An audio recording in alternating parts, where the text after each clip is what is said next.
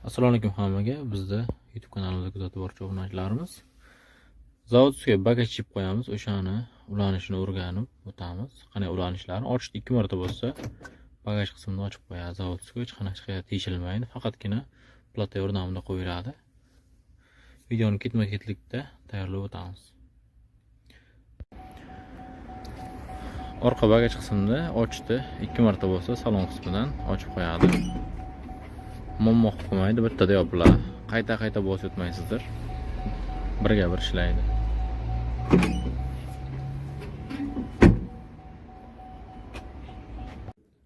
Cobalt mashinasiga bagaj chipni qilishni o'rganamiz hozir.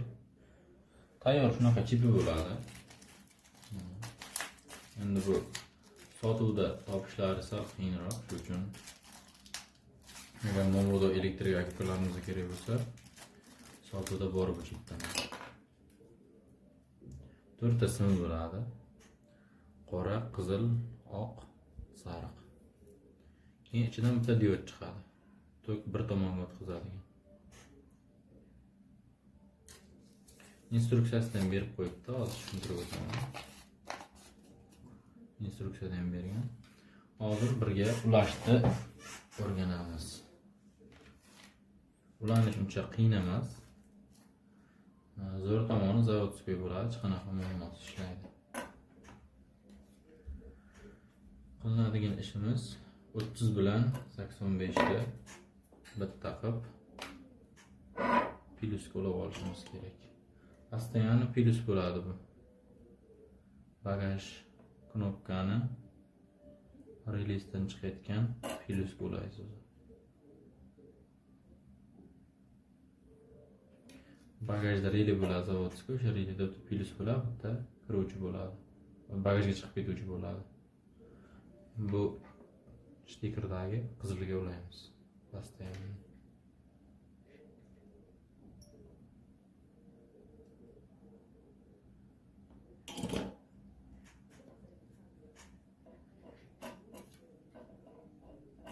Buni qo'ysalar hech qanaqa klient jalb qilmaydi. 2 yil garantiyasi bor, hech qanaqa muammosiz ishlayveradi. Brak chiqib qolmaydi. Bagaj ochilsa yopilmaydi, yopilsa ochilmaydi, shunaqa muammo bo'lmaydi. YouTube kanalimizga obuna bo'lib qo'yinglar. Kerakli yangiliklarda o'rgatishlikka harakat qilamiz.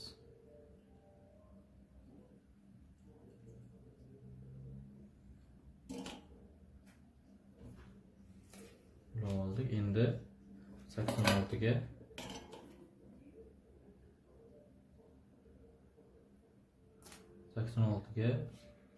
sariq to'lab olamiz.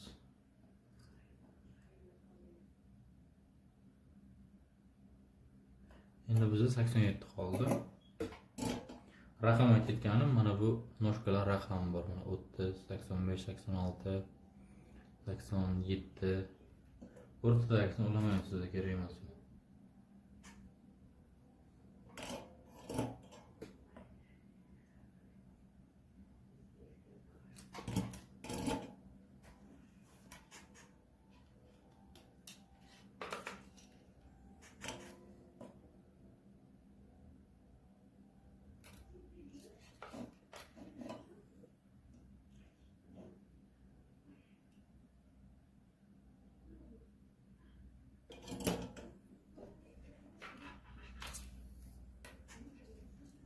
Endi mana bu qizil bilan ikkitasini kerak bo'ladi.